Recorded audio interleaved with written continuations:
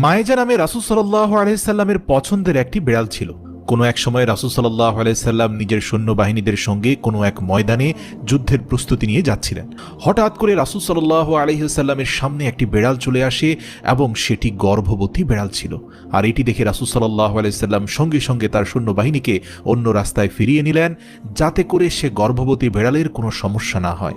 আর একজন সাহাবী সেই বিড়ালের দেখাশোনা করার জন্য রেখে দিলেন, আর তাকে আদেশ করলেন যে যতক্ষণ না এই বিড়াল কোনো বাচ্চার জন্ম না দিচ্ছে ততক্ষণ পর্যন্ত যেন সেই সাহাবী সেই বিড়ালের পরিচর্যা করতে থাকে, কেননা তার জন্য যুদ্ধের ময়দানে যাওয়ার থেকেও এই গর্ভবতী বিড়ালের পরিচর্যা অত্যন্ত গুরুত্বপূর্ণ। সুবহানাল্লাহ। তারপর রাসূল সাল্লাল্লাহু আলাইহি ওয়াসাল্লাম নিজের কাজ রেখে যখন বাড়ি ফিরছিলেন, তখন সর্বপ্রথম তিনি যেখানে বিড়াল রেখে গিয়েছিলেন সেই রাস্তায় পৌঁছান এবং পরবর্তীতে সে বিড়ালকে তিনি তার সঙ্গে করে নিয়ে যান। তারপর সেই বিড়ালের নাম রাসূল সাল্লাল্লাহু আলাইহি সাল্লাম ময়জা রেখেছিলেন। তারপর বাকিটা জীবন সে বিড়ালকে তিনি তার সঙ্গে রেখে দেন। একবার রাসূল সাল্লাল্লাহু আলাইহি সাল্লাম ফজরের সময় উঠলেন এবং নামাজের জন্য প্রস্তুতি নিয়েছিলেন। তারপর যখন তিনি নামাজের মুসল্লায় আসলেন, তখন তিনি দেখতে পেলেন যে সেই বিড়ালটি তার নামাজের মুসল্লায় শুয়ে আছে। তারপর রাসূল সাল্লাল্লাহু আলাইহি সাল্লাম একটি কেচির মাধ্যমে নামাজের জায়নামাজের সেই অংশটি কেটে আলাদা করে দিলেন যে অংশটির উপরে বিড়ালটি শুয়েছিল।